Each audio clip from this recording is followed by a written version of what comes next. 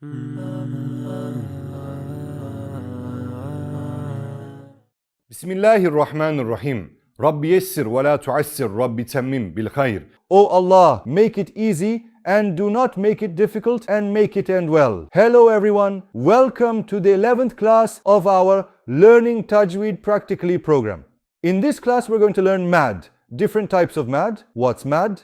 Prolongation. We'll learn different types of prolongation together inshallah. In the first part of this episode, we'll learn Metti Tabi'i. We already learned what Metti Tabi'i is in the Learning Quran Practically program. Waaw, Ya, Alif, as you might remember. They wouldn't get any haraka on them.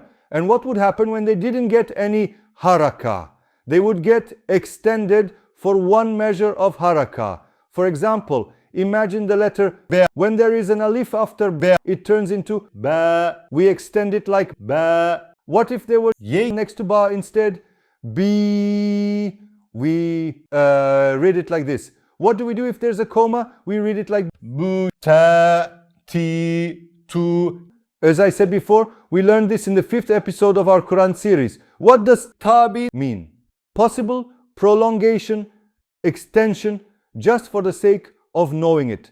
In the second part of this episode, we're now going to learn Metti Ariz. What is Mad al-Arid?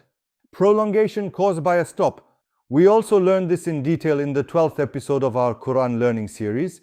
As you might remember from Surah Al-Fatiha, Alhamdulillahi Rabbil Alameen. See, there's a stop here. What do we do at the end of stops? Prolong them for one measure of haraka. Why? Because one of the prolongation letters is here. Waaw or Ya. And what do we do because there is a stop? We roll it.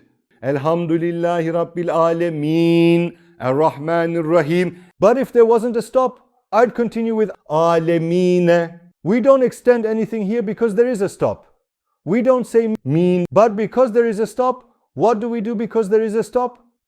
Since you extend it because of a stop, we call that mittaruz. We're reciting the Quran. Alhamdulillahi Rabbil Alameen. We stop, that's mittaruz. We already knew how to do it, but what we do there is called mittaruz. If we don't stop and keep going, that's just reading it normally, and that's what we call mittaruz. When we recite the Quran, now we'll learn Metti Muttasıl, Metti Munfasıl ve Metti Lazım in one go.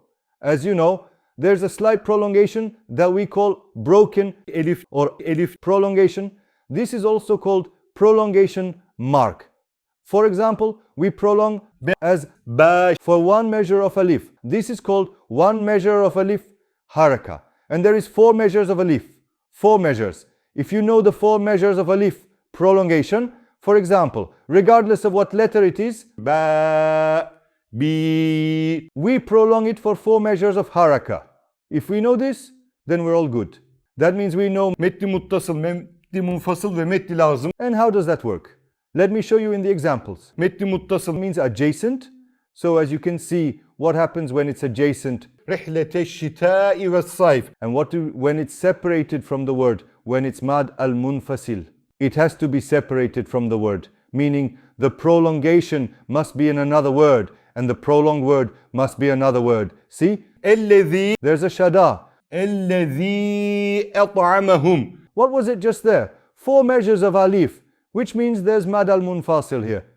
Okay, then what about Metti Lazım? It means necessary prolongation. It's a prolongation that's needed. As I said before, we actually apply these without knowing it. If we know how to prolong by 4 measures of alif, we already do these 3 here.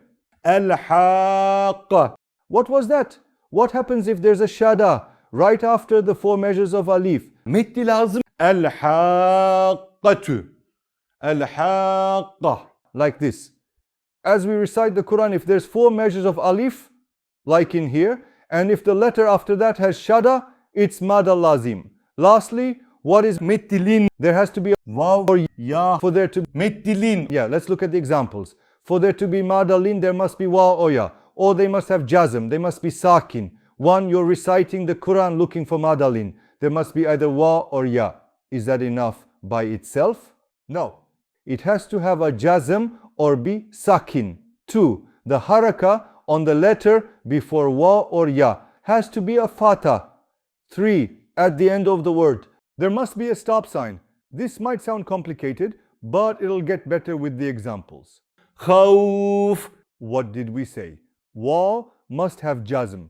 Does waaw have jazm on it? We check the letter before waaw. Does it have fatha? Yes. That's the second condition fulfilled. We look at the last condition. The last condition is a dot. There has to be a dot at the end of the word. How would we normally read this? Khawfin. But since there is a stop, it's khawf. Let's look at another example.